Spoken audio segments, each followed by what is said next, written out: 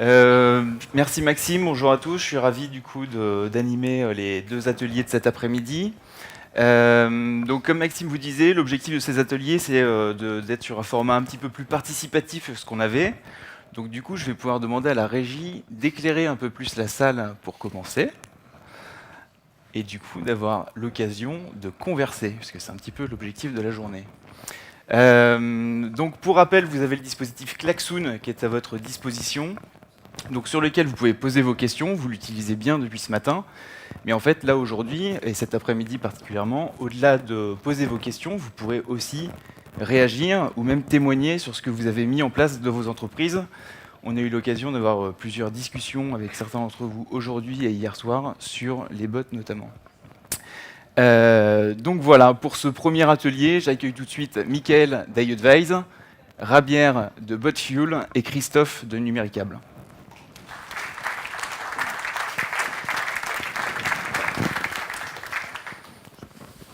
Bonjour à toutes et à tous. Enchanté, bienvenue à Nantes, bienvenue à la conversation. Donc Rabière, tu es le cofondateur de Botfuel, une entreprise, une jeune start-up que tu as montée il y a maintenant 1 an et demi. Et on aimerait en fait connaître un peu plus ton expérience, ton retour d'expérience après 1 an et demi sur le marché, après avoir lancé Botfuel. Tu aides les entreprises à développer des chatbots sur plusieurs plateformes. Quel constat tu tires après 1 an et demi sur le marché à parler de chatbot avec les entreprises à date? Alors oui, bonjour à tous. Donc je me présente en 2 mots. Je suis Javier Gonzalez, le cofondateur de Botfuel. Botfuel, c'est une plateforme de développement de chatbots à destination des entreprises. Donc c'est essentiellement une société qui est effectivement assez jeune et qui fait de la technologie pour que d'autres puissent développer des chatbots avec. Alors, quel constat? Donc, tu as raison, ça fait 1 an et demi qu'on est lancé. Les chatbots, ça date, ça a été, voilà, tout le monde en a entendu parler à partir du moment où Facebook a énormément communiqué sur sa plateforme Messenger. Qu'est-ce qui s'est passé depuis? En gros, depuis 1 an, depuis cette date de lancement, eh bien, il y a eu plusieurs phénomènes. D'abord, il y a eu, il me semble, un peu de déception sur certains chatbots, sur un grand nombre de chatbots qui ont été lancés sur les plateformes de messagerie. Pour nous, les chatbots, qu'est-ce que c'est? C'est le résultat de... Enfin, ce phénomène des chatbots, à quoi il est dû? C'est le résultat de 2 phénomènes un peu concomitants. Tout d'abord, il y a cette révolution d'usage qu'est le basculement des utilisateurs très massivement sur les plateformes de messagerie. Donc il y a Messenger, mais il y a aussi WeChat, Kik, etc. Donc premier phénomène, c'est aussi l'émergence du chat, du web chat. Vous êtes bien placé chez iAdvise pour le savoir, et le basculement aussi d'une partie de la relation client sur WeChat. Et donc là, il y a eu un peu de déception, notamment sur Messenger, parce qu'on s'est aperçu que le conversationnel, l'intelligence artificielle, n'était probablement pas à la hauteur de ce qu'on attendait, en tout cas des attentes des utilisateurs en général. Et d'ailleurs, Messenger lui-même est un peu revenu sur le tout conversationnel sur sa plateforme. Donc, premier constat, un peu de déception. Mais voilà, une fois qu'on a dit ça, il y a quand même un autre phénomène qui est extrêmement important et qui est beaucoup plus de fond, c'est qu'on est maintenant, grâce à la technologie, grâce aux données récoltées, en train de passer une étape très importante dans l'automatisation et l'amélioration de la relation client grâce au chatbot. Et ça va bien au-delà des applications des messageries et bien au-delà du buzz autour des applications de messagerie. Il y a maintenant énormément de grands acteurs qui sont en train de se pencher très sérieusement là-dessus. Et les chatbots, voilà. Et ça, ce phénomène-là ne fait que s'accélérer. Comment il s'accélère? Eh bien, voilà, plein d'acteurs sont en train de constituer des équipes dédiées au chatbot, dédiées au conversationnel, dédiées à l'automatisation de la relation client. Certes, parfois, c'est des petites équipes, mais parfois, ça devient des équipes plus conséquentes. Et donc, c'est ce phénomène de fond qui s'accélère et qui va s'amplifier. Et je pense que voilà, il y en a pour beaucoup d'années. Et on va avoir des chatbots qui, dans la relation client, deviennent de plus en plus performants. Alors Christophe, tu es responsable de la relation client au sein du groupe SFR Numéricable. Et tu étais déjà un early adopter, parce qu'en 2012, tu avais l'idée, un projet de lancer un assistant virtuel, dont un avatar, donc sur le site Numéricable. Est-ce que tu peux partager un peu avec nous Comment tu as un peu géré, piloté ce projet-là en interne et comment ça s'est passé pour Numéricable?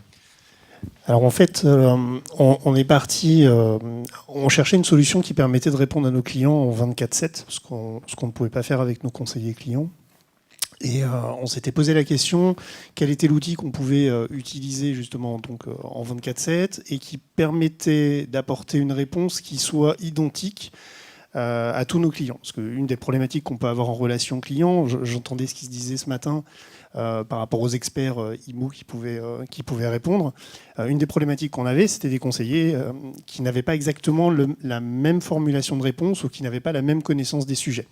Je vais prendre un exemple tout bête, quelqu'un qui vous appelle en vous disant moi, mon Wi-Fi ne fonctionne pas et je suis avec un ordinateur de telle marque.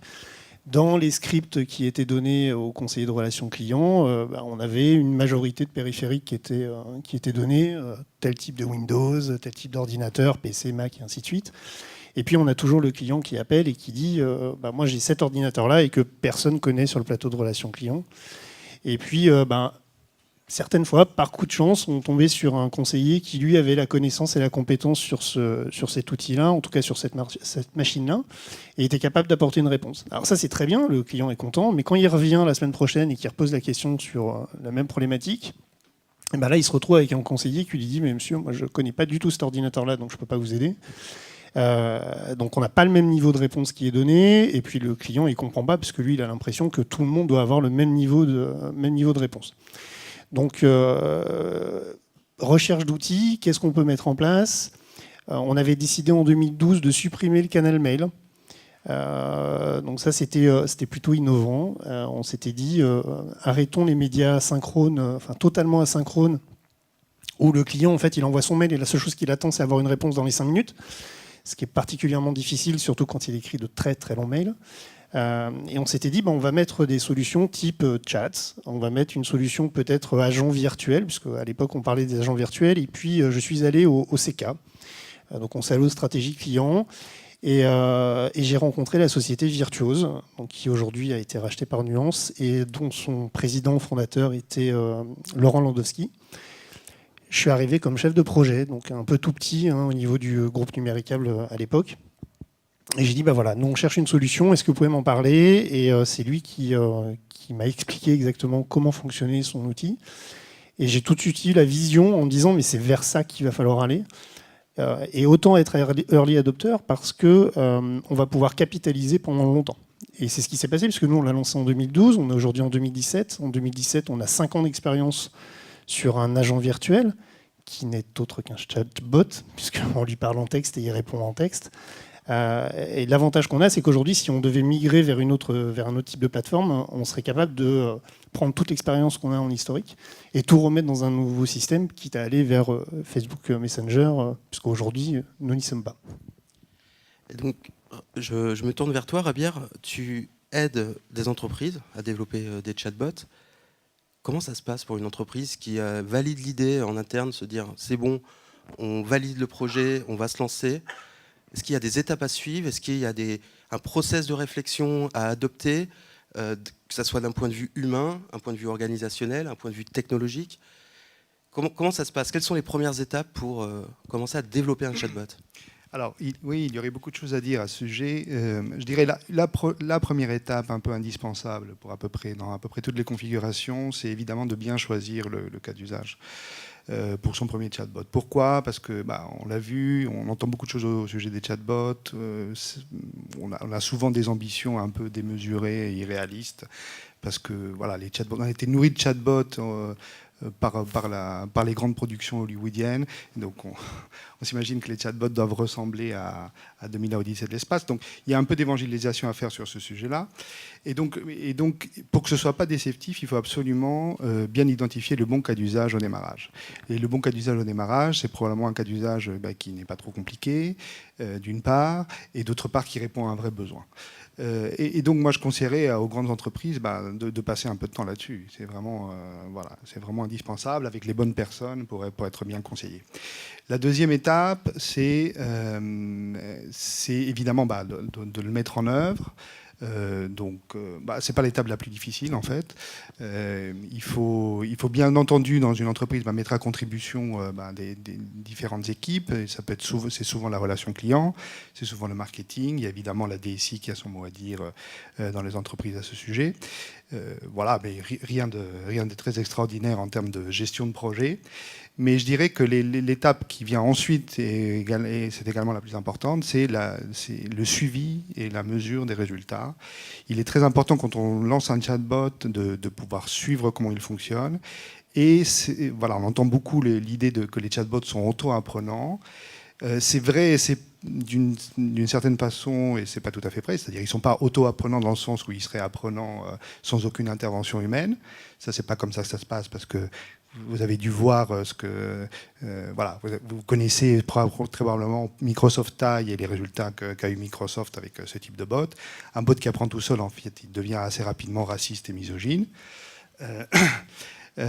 Et donc, auto-apprenant, ça veut dire, sous supervision humaine, être capable, au fil du temps, de s'améliorer, d'optimiser sa compréhension du langage des utilisateurs.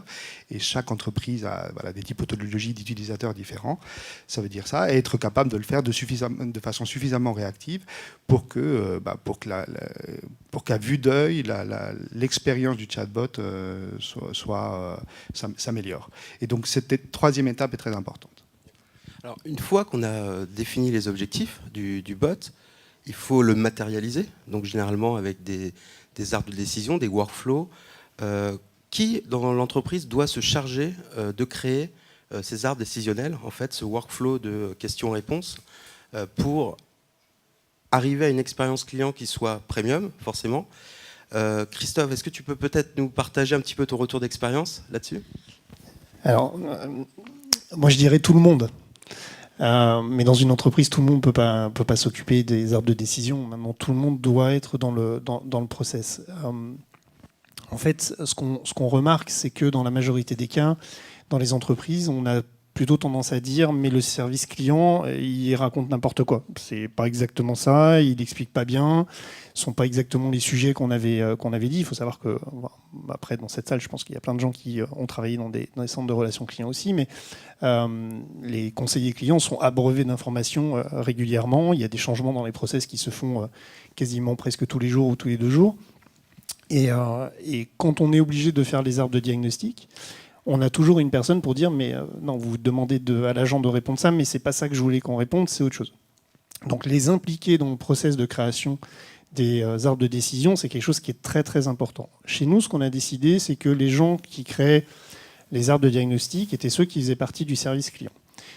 Tout d'abord parce que ce sont ceux qui sont en contact avec le client tous les jours et qui sont capables de remonter aussi les signaux faibles, ce que ne sont pas forcément capables de faire tous les services dans l'entreprise.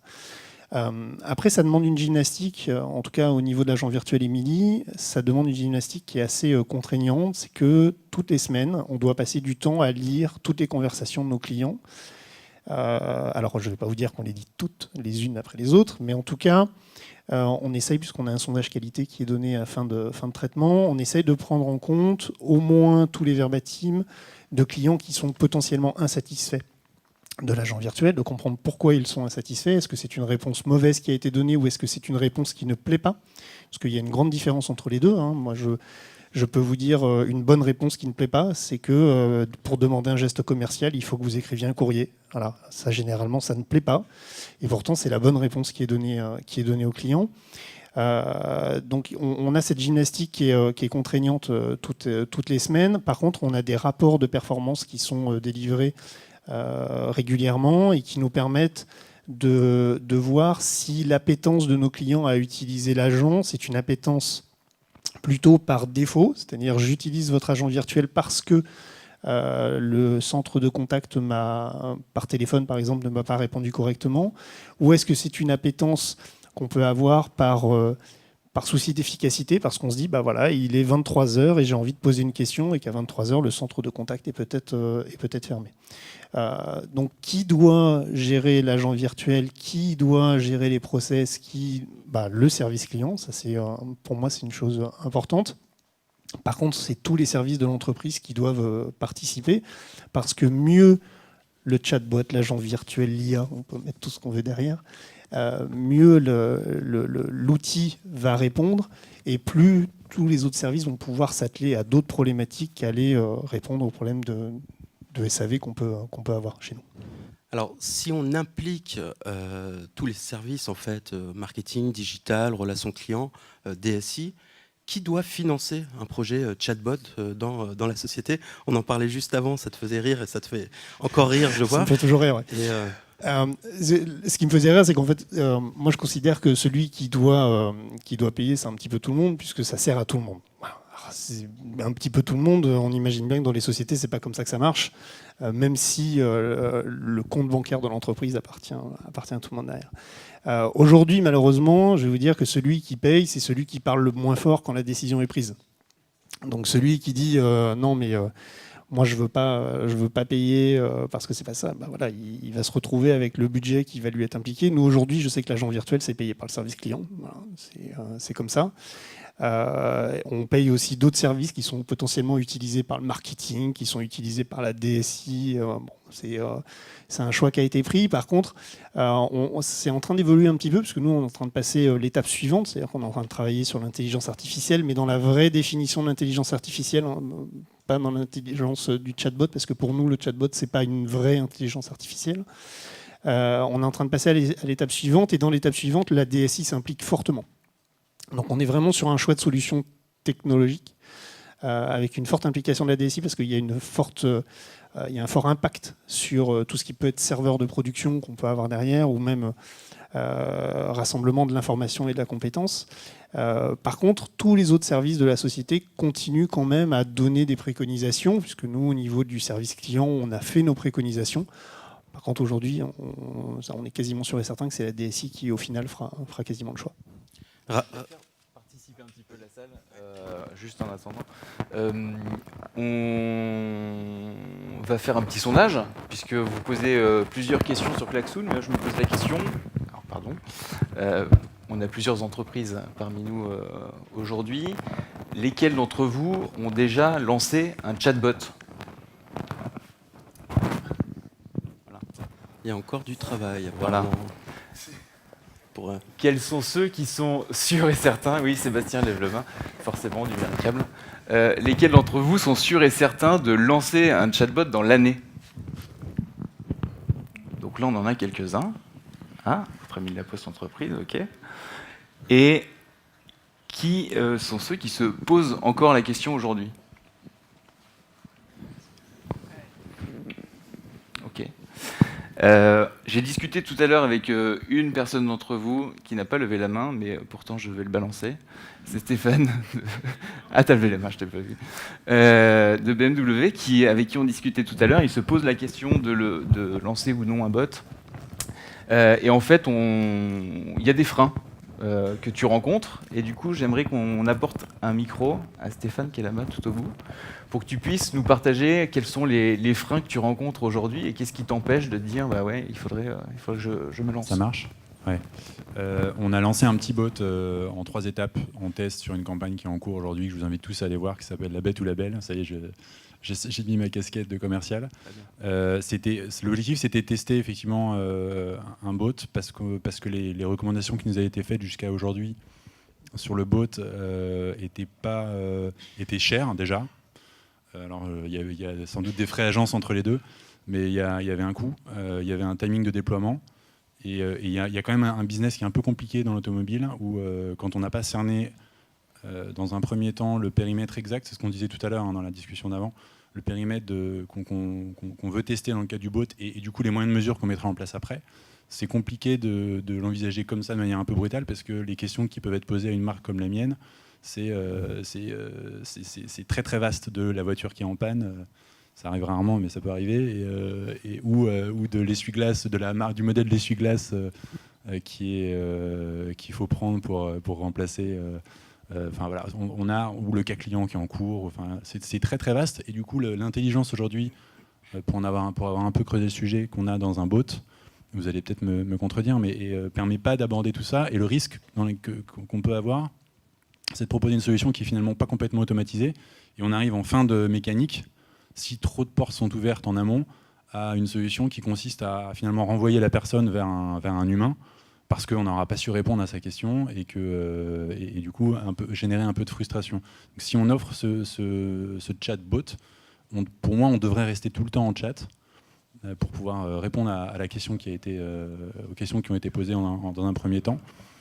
Et le fait de repartir vers l'humain, pour moi, serait un peu une défaillance et risquerait de générer des frustrations. Donc, je ne sais pas si ça répond à ta question. Oui, si, très bien. Et du coup, tu le vois comme tu le verrais d'escalader comme une défaillance. Tu n'es pas tout seul, Stéphane, puisqu'en fait, 80% des personnes avec qui j'ai discuté et qui se posent la question aujourd'hui de se lancer ou non, se posent cette question, se disent en fait, j'ai un champ de questionnement possible où mes produits sont tellement techniques que ce serait beaucoup trop complexe pour moi de me lancer. Du coup, Rabier, quelle réponse tu peux apporter ? Oui, quelques éléments de réponse. D'abord, c'est très bien de se poser des questions et puis de se demander si un chatbot est adapté à ce qu'on fait. Ça me paraît être une très bonne pratique. Qu'est-ce qui s'est passé ? Les chatbots ont été un peu desservis par une idée reçue qui est que les chatbots, c'est facile à implémenter. Ça peut être lancé très rapidement avec des outils qu'on peut très facilement appréhender, même si on n'est pas développeur, etc. Et donc nous, on lutte beaucoup contre cette idée reçue. Pourquoi ? Parce qu'effectivement, ça aboutit à des chatbots qui sont un peu déceptifs, qui sont pas assez intelligents, qui ne couvrent pas en termes de compréhension du langage naturel suffisamment de choses, qui ne comprennent pas suffisamment le domaine du métier du client. Et donc, la réponse à ça, c'est qu'il ne faut pas faire un chatbot dans n'importe quelle condition. Il faut essayer effectivement de faire un chatbot qui... Enfin, moi, je ne conseillerais pas de lancer un chatbot si on n'a pas dans l'idée d'améliorer et de fournir un vrai service complet aux utilisateurs. Pour faire ça, il faut prendre, je pense, il faut s'engager dans le parti de l'intelligence artificielle. On peut faire aujourd'hui, en termes d'intelligence artificielle, des choses extrêmement intéressantes, notamment sur des questions très techniques. Ce qu'il faut comprendre, c'est que les chatbots comprennent beaucoup mieux les questions très techniques, très précises, que les questions très générales où là ils sont un peu perdus parce qu'ils peuvent être ambigus. Donc pour donner de l'information très technique à des utilisateurs, l'intelligence artificielle est très bien adaptée, elle sait très bien faire ça. Et donc il faut, je crois, consacrer suffisamment d'énergie et de ressources à bien identifier et le cas d'usage et puis à bien développer le bot, c'est-à-dire lui fournir suffisamment de données d'entraînement, le concevoir de façon suffisamment efficace pour qu'il réponde à ça. Ça, c'est le premier élément. Et le deuxième élément, mais ça je l'ai déjà dit, c'est qu'il ne faut pas être trop ambitieux, il faut être capable de circonscrire le domaine d'intelligence du bot et de réponse du bot au démarrage à un domaine précis, circonscrit, quitte à l'élargir par la suite. Et puis je rebondis aussi sur l'idée de l'escalade. On mettra beaucoup d'années avant qu'un bot soit capable de répondre aussi bien qu'un opérateur humain. Il n'y a pas de doute là-dessus. Le langage, c'est une matière trop compliquée, trop fine pour que toutes les ambiguïtés du langage pourraient être traitées par des robots avec la technologie actuelle. Donc l'escalade, je dirais qu'il faut la prévoir à un certain stade. Moi, je ne vois pas ça comme un échec dans un bot de relation client. Si vous voulez, dans un bot qui ferait de la transaction, on peut imaginer, le bot peut être entièrement automatique, c'est-à-dire être entièrement autonome. Dans un bot qui fait du support client, oui, il y aura toujours des questions mal posées, très compliquées, des besoins d'utilisateurs extrêmement complexes qu'il faudra passer à un opérateur humain. Je voulais apporter un petit complément de réponse. En 2012, quand on a mis en place Emily, on s'était posé la question, parce qu'on ne l'a pas fait juste après, justement de l'escalade. Comment gérer un client pour lequel l'agent virtuel n'était pas capable d'apporter une réponse ? Alors, nous, on ne l'a pas vu comme un échec. En fait, on a vraiment une vision, en tout cas la vision qu'on avait quand on a mis en place Emily, c'était une vision client. Donc aujourd'hui, j'ai un client qui utilise notre agent virtuel et pour une raison X ou Y, parce que la formulation, c'est une formulation... alors je ne vais pas parler de millennials parce que ce n'est pas forcément il y a des gens qui ont 50 ans et qui parlent aussi comme ça par SMS, mais on peut avoir du langage qui effectivement, même écrit, est difficile à comprendre. On va pas dire écoute, si le client il sait pas écrire, c'est pas de notre faute et on va pas lui apporter de réponse. Donc il y a un moment où l'agent quand il n'a pas été capable d'apporter une réponse plus de, alors je crois que c'est 3 fois, c'est-à-dire que si le client reformule à chaque fois sa réponse avec les mêmes mots, on lui propose, puisque c'est une proposition, on lui propose de basculer sur un agent. Les agents aujourd'hui sont en France, ils sont gérés chez Acticall. Ils gèrent le chat avec l'outil Advise. Et ça nous permet, dans tous ces cas-là, en tout cas, d'apporter une réponse complémentaire au client, de vraiment solutionner sa problématique, et ensuite de faire remonter l'information pour qu'on puisse l'incorporer dans l'agent. En 2012, quand on l'a lancé plutôt en 2013, on a travaillé dessus en 2012 et on l'a lancé en 2013, mais en 2013, ce qui s'est passé, c'est que l'agent virtuel en lui-même a été vu un petit peu comme un concurrent par les conseillers de nos plateaux. Donc ce qu'ils ont fait, c'est qu'ils ont passé à peu près, je vais dire le premier mois, quand on l'a mis en place, ils ont passé le premier mois à le challenger. Et pas le challenger de façon gentille. Le but, c'était pas de dire « Ah bah tiens, je vais lui poser une question, puis on va voir comment il va répondre ». Non, c'était il fallait montrer que l'agent virtuel était plus idiot et qu'il n'était pas capable de répondre correctement aux clients et qu'il fallait surtout pas se passer des conseillers clients. Chose qu'on n'a jamais voulu faire. Mais la résistance au changement, elle fait que c'était l'image qui avait été donnée. Et pendant un mois, on s'est retrouvé avec énormément de conversations qu'on n'avait pas typées au début comme étant des conversations qui venaient de nos conseillers, avec des questions qui étaient super techniques, en se disant mais c'est pas possible, les clients connaissent nos process par cœur, ils savent que là on n'est pas capable de faire ça, et boum, ils posent exactement la question qu'il faut au même moment. Et puis à un moment, en allant en visite sur un site de relations clients, on s'est vu avec il y avait un agent qui répondait au téléphone et qui s'amusait de l'autre côté avec Émilie. Alors je dis bien il s'amusait, c'est-à-dire que dans le premier mois, c'était vraiment juste pour essayer de la faire mal répondre. Ensuite, ce qui s'est passé, c'est que nous, pendant ce mois-ci, on a utilisé toutes les questions qui étaient posées et on les a incorporées dans l'agent. Donc les agents ont commencé à se rendre compte que les questions qu'ils posaient, zut, ça ne répondait pas le mois dernier, maintenant ça commence à répondre. Et puis l'usage s'est transformé et on s'est retrouvé avec un agent qui était plutôt utilisé en support de nos conseillers clients et plus comme étant un outil défiant. C'est-à-dire vraiment, quand moi je n'ai pas la réponse en tant qu'agent parce que je suis perdu dans mon script écran, parce que c'est une information qui a été transmise sur papier la veille et que je n'ai pas eu le temps de la lire, il pose la question à l'agent virtuel et ensuite l'agent virtuel peut lui répondre. Donc, par rapport à votre problématique ou les problématiques que les gens pourraient avoir en se disant, tu disais 80% des gens à qui tu as parlé t'ont dit que oui, mais faire du transfert vers un agent, c'est vu comme une régression. Moi, je pense que c'est pas vu comme une régression. Enfin, je le vois pas comme une régression. Je pense qu'on est là pour les clients, on est là pour leur apporter des réponses. Et puis, de toute façon, à chaque fois qu'il y a un transfert, l'exercice que vous devez vous mettre en place, c'est de récupérer le cas de transfert, comprendre pourquoi il a été transféré à un agent, et ensuite d'enrichir votre agent, cette fois-ci virtuel et pas humain. Tout simplement d'obtenir la réponse pour le visiteur final. Il a une question, il veut obtenir la meilleure réponse possible, qu'elle soit apportée automatiquement par un chatbot ou par un agent derrière. Tout à fait. Et puis le dernier point, c'est que vous avez rarement des clients qui vous posent une question qui ne revient pas dans le mois. Enfin, ça peut arriver, mais c'est quand même assez rare. Donc se dire qu'on suit les conversations et les feedbacks et qu'on fait tous ces cas de transfert, qu'on les récupère pour pouvoir améliorer l'agence et vous dire sur le premier, effectivement, on n'a pas été bon, on a été obligé de transférer, mais par contre, sur les prochains, c'est bon, c'est géré, c'est automatisé et on n'a plus besoin de transférer à un humain. Et juste aujourd'hui, tu pourrais nous dire quelle est la part des interactions qui est escaladée vers des agents pro ? Alors on le suit au mois. Donc aujourd'hui, on est aux alentours entre 18 et 19% d'interactions qui sont transférées. Alors dans la majorité des cas, pas forcément parce que l'agent n'a pas la compétence, mais parce qu'on n'a pas été capable de décoder les mots qui étaient utilisés. Voilà. Il y a surtout sur nos accès internet, quand quelqu'un est en panne, aujourd'hui les mots qu'il utilise sont plutôt assez violents. Vous pouvez le voir pour ceux par exemple qui se déplacent en vacances et qui n'ont pas de wifi, ça y est, c'est la fin du monde, il faut retourner à la maison presque. Et aujourd'hui, alors particulièrement sur SFR, mais c'est vrai que tous les opérateurs télécoms, on est tous touchés de la même façon. Si on vous coupe votre télé ou votre accès internet, ça devient la fin du monde. Et on a plutôt du mal à effectivement sortir. On a ce matin, il y avait la CEO de Jam là, qui parlait et qui disait voilà, nous on a des petites blagues, on essaye de désamorcer. Donc on a tous ces systèmes-là. Enfin, nous, Émilie, à un moment, quand vous l'insultiez de trop, il y avait un petit chat qui apparaissait sur l'épaule. qui était là pour désamorcer la conversation. Bon, après, on s'est rendu compte que les clients insultaient Émilie pour voir apparaître le petit chat, donc bon, on a... Zut.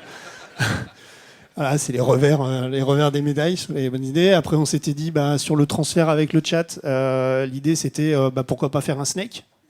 On a du temps d'attente des fois sur du transfert du chat, donc pourquoi pas participer et faire un jeu.